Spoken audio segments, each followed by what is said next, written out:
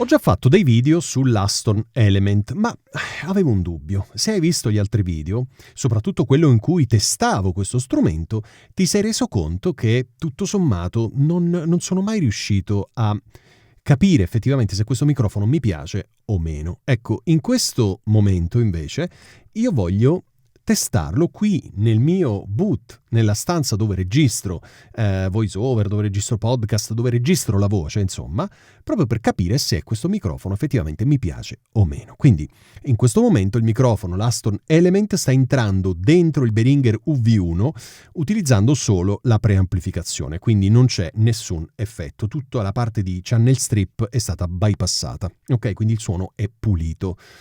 Allora, il gain, se ti interessa saperlo, il gain del preamplificatore del Behringer UV1 è a ore 12, ok? E il gain lì sta arrivando dentro Reaper sta arrivando tra i meno 18 e i meno 12, quindi tutto sommato una situazione abbastanza normale. Proviamo a testare questo microfono per capire se effettivamente questi bassi sono confusi, se le frequenze alte sono troppo enfatizzate. Proviamo a capirlo. Proverò a leggere un testo che è brevissimo, che c'è sul sito appunto dell'Aston, nella pagina dell'Element. Proviamo.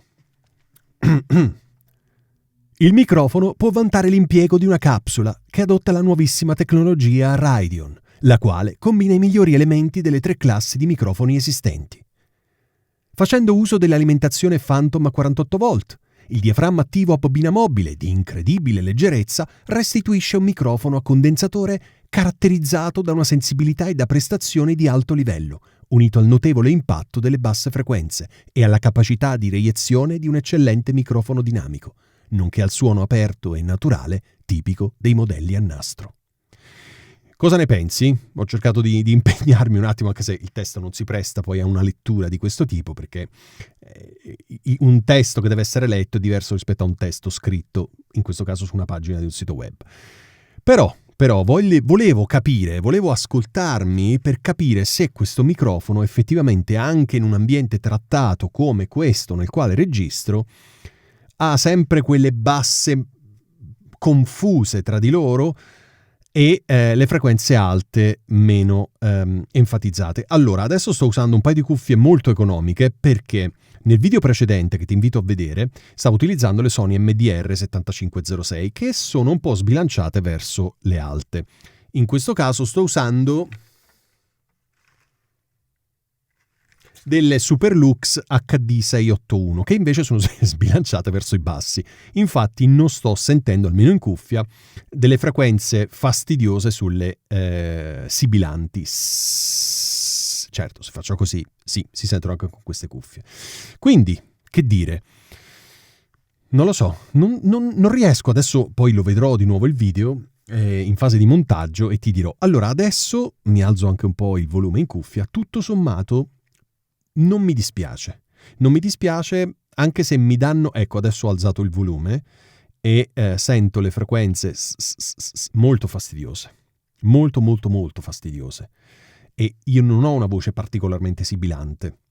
Sicuramente c'è un'enfatizzazione delle S intorno ai 4000 più o meno, ma non così eccessiva. Qui invece la sento molto forte. Poi vediamo che cosa viene fuori in post-produzione. Le basse mi danno meno fastidio in questo caso. In questo caso mi danno meno fastidio, quindi probabilmente le basse sembrano meno confuse tra di loro, ma c'è questa S fastidiosissima. Facciamo una cosa, resta lì. Provo ad attivare tutto il channel strip dell'UV1 perché c'è anche un deesser. Proviamo a vedere che cosa succede. Allora, dammi un secondo. Ok, allora in questo momento ho attivato il Behringer UV1 così come settato sul mio microfono che è il Rode Procaster che sta qui. Allora, senti? Le S sono molto meno sibilanti. Molto meno sibilanti. Allora, dovrei aggiustare un attimo i controlli perché così non mi piace. Sicuramente il settaggio che devo fare su questo microfono è diverso ovviamente rispetto a quello del del Rode Procaster, quindi andrebbe settato, però mi interessava soltanto capire la questione delle S. Senti? Adesso lo disattivo.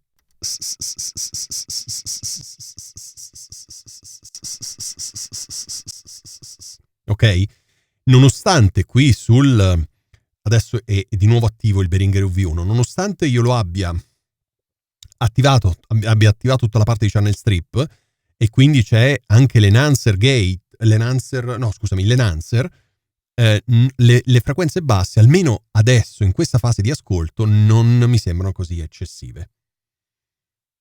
Tutto sommato non è male.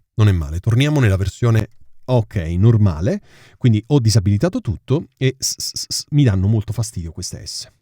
Ripeto, non credo di avere io una voce troppo sibilante, però effettivamente non... C'è qualcosa che non va, questo microfono è strano, questo microfono è parecchio strano, quindi...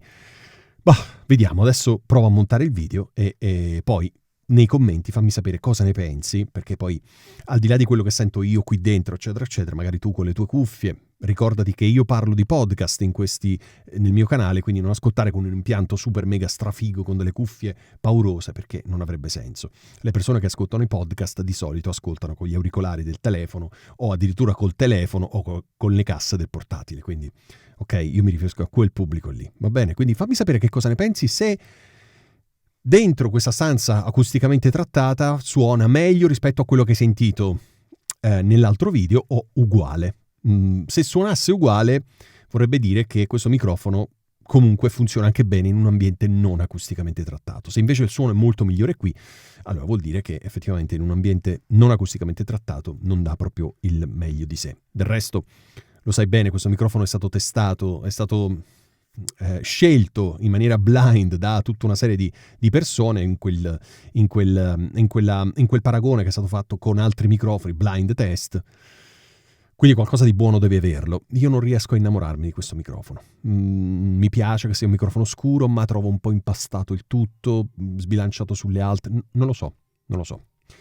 Va bene. Allora, che dire? Grazie per aver guardato questo video e mi raccomando, fammi sapere la tua opinione commentando questo video. Alla prossima settimana. Ciao!